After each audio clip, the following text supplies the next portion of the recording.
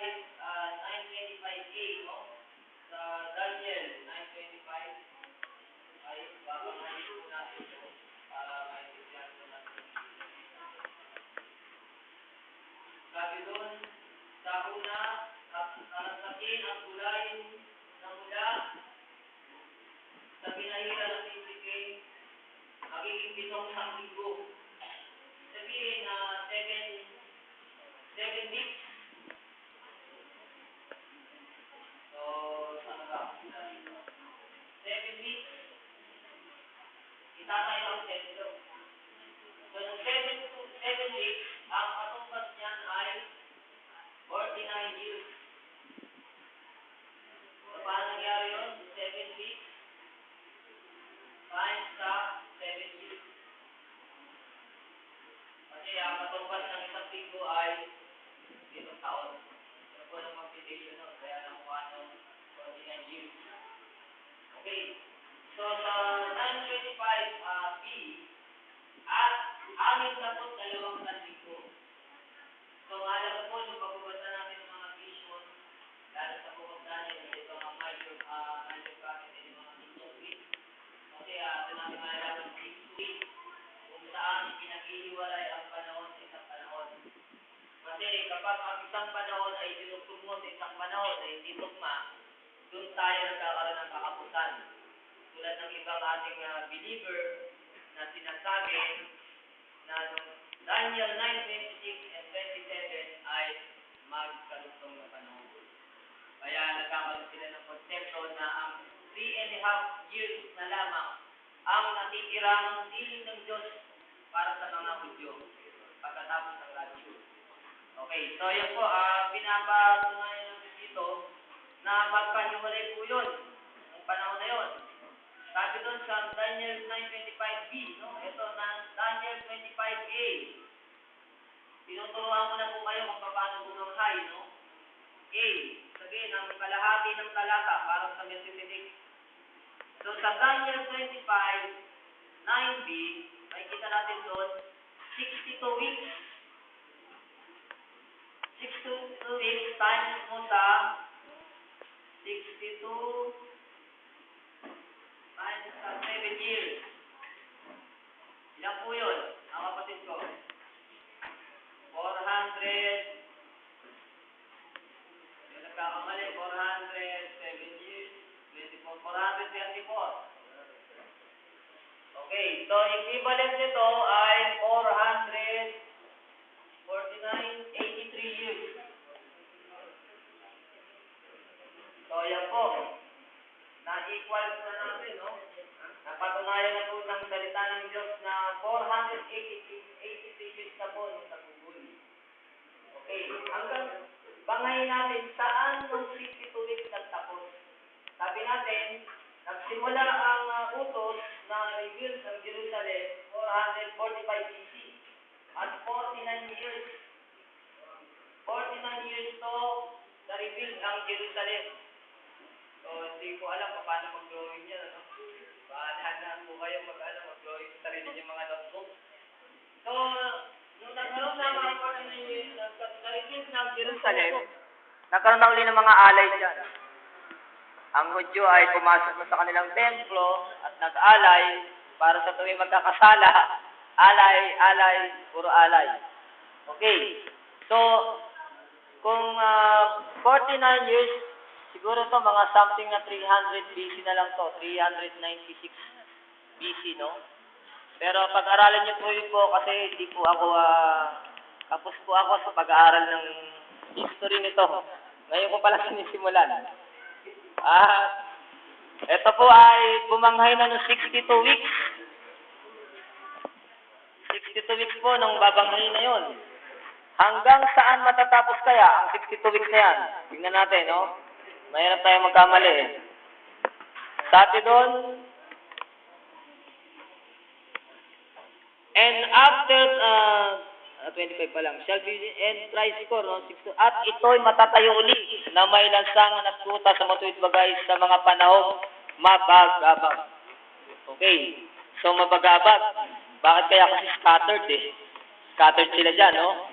26 chapter 26:9 ng Daniel. At pagkatapos ng 62 sanglinggo, mahihiwalay ang pinahiran. Okay. So, medyo babagsak tayo sa history, no? So, ang sabi rito ng, tingnan natin sa turo natin, no?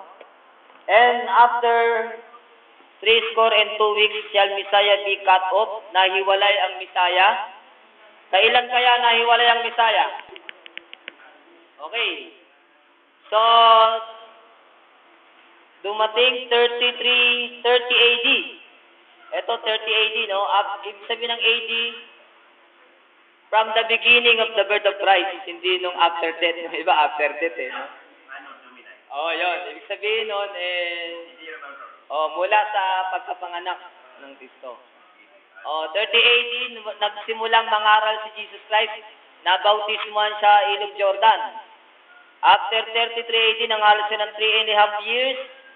Ipa-plus natin dito, magiging 33.5 at siya ay namatay.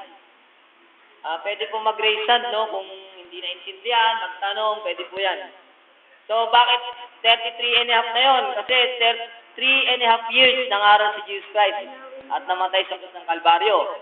Pero nagsimula siyang mangaral at the age of 30. Pero 12 pa lang, nangangaral na rin siya. Pero, sabi nga yun parang Diyos pa generation yun, bilang youth.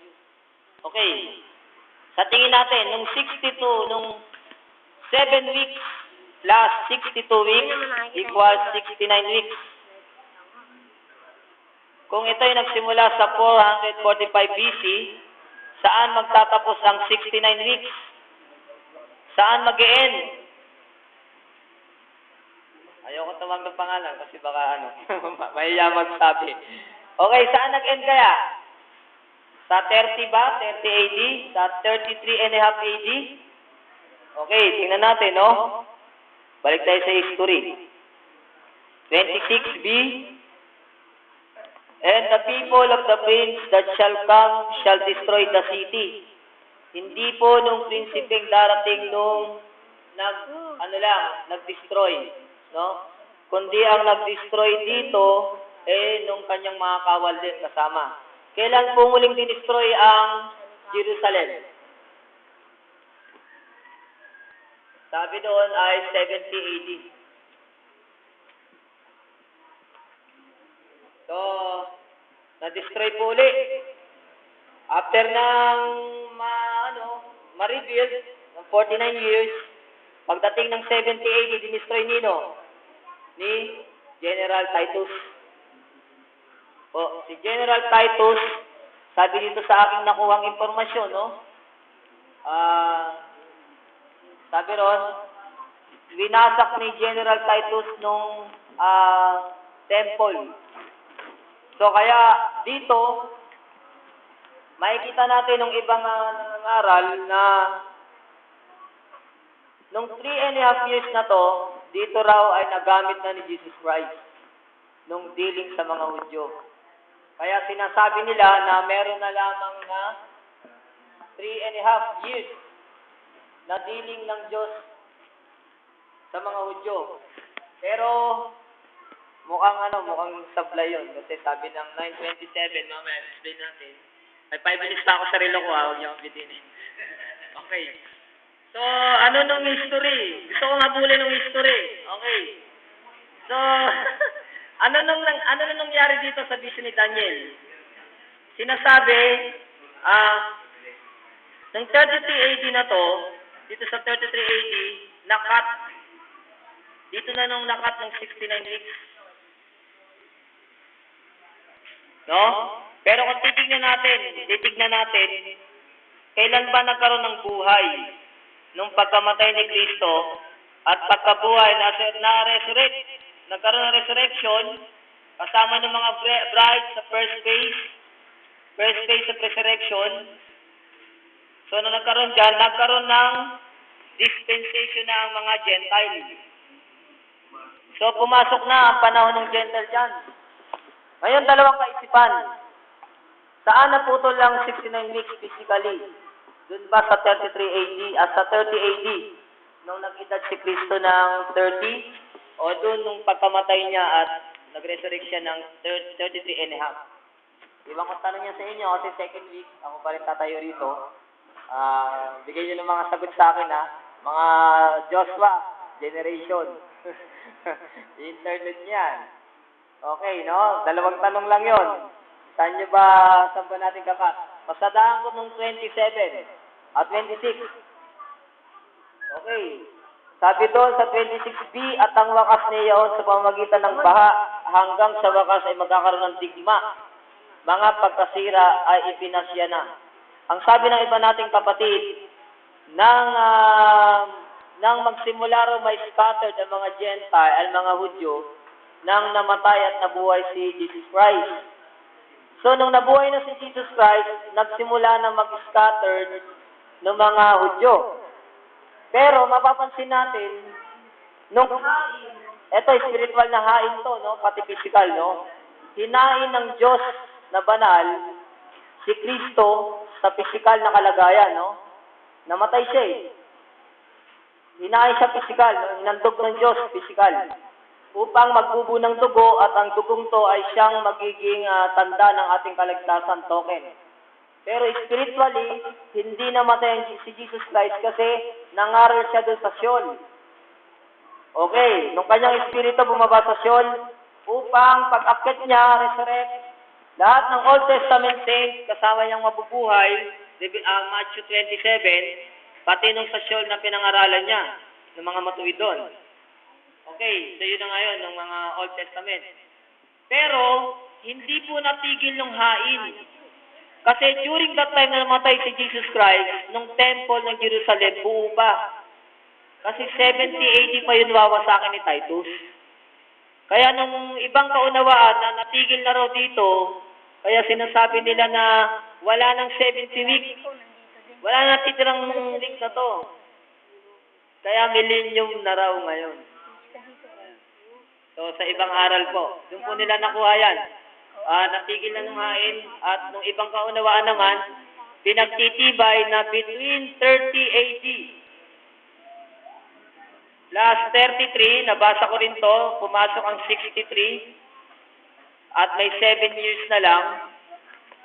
Covenant daw to sa New Testament, pero pinag-aaralan ko kung meron siyang pagkakataon na tumama. So yun. Pinagtitibay niya, kaya 3.5 years na lang natitira. Pero malinaw, pasadaan natin 9:27, last na po to. Okay, 9:27, Daniel 9:27a. And he shall confirm, no? At pagtitibayin niya, sinunong niya, ang tipan sa marami sa isang sanglinggo. Malinaw po doon, no? Sa Daniel 9:27, Daniel 9:27a. O, ng mga Joshua dyan, ha? Pag sinabing A, kalahating talata lang yan, hindi buo. So, meron pang 7 weeks. O, meron pang isang linggong natitira. Meron pang remaining na 1 week. Ang equivalent niyan ay 7 years. Paano natin napagtibay na 7 years yun? Revelation chapter 3, chapter 11, verse 3. Nangaral pa ang mga ngaral ang dalawang propeta na 3.5 at sa gitna nito. Bago magitna, papatayin. At ito nung pagtitibayin ng Antichrist. Pagtitibayin yan, ito sabi sa Daniel 9:27. Upang pagtibayin sa marami ang isang sanlinggo at tuldok-tuldok at sa kalahati ng sanglinggo ay kanyang ipatitigil ang hain at ang alay. So marami nagsasabi rito, nung niya raw na to ay si Kristo. Pero maliwanag sa pag-aaral natin, ito ay Antikristo. So bigyan ko lang ng ilang pahayag, bakit Antikristo yun? So ang sabi niya, natatandaan niyo po, dito po, bago mag-caught up, nung Ezekiel 38:39 na yan, Ezekiel 38:39, so, I hope, pagkatapos o bago dumating ang Ezekiel 38:39, ma-rapture na tayo. Kasi dito magsisimula i-reveal. Okay, tapos na raw ako. Ganun lang ako.